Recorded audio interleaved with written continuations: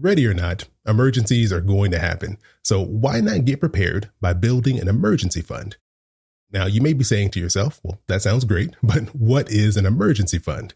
An emergency fund is really just a savings account with a very specific role to be there for you when a financial emergency pops up.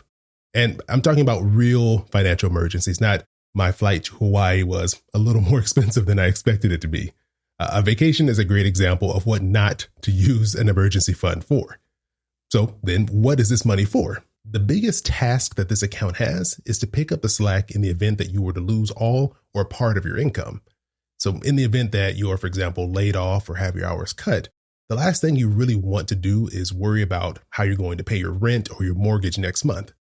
An emergency fund provides a buffer to prevent you from relying on things like credit cards and their high interest rates to carry you through these difficult financial times. And, not all emergencies are as large as losing your job.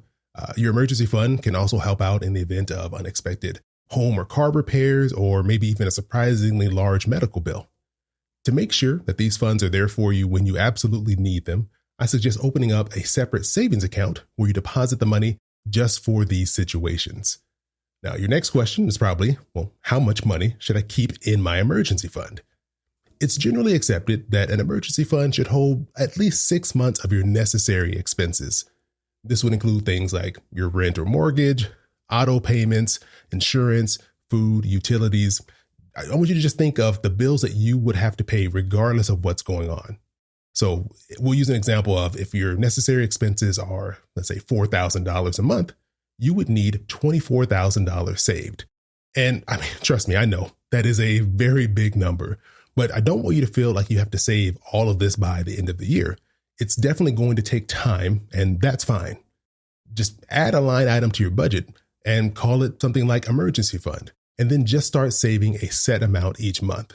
If you get a tax refund, add that to your emergency fund. Get a bonus at work, just go ahead and throw that into your emergency fund. It's going to take you a few years to build this up, but you'll be so happy that you have this money sitting there waiting for you for not if, but when an emergency pops up.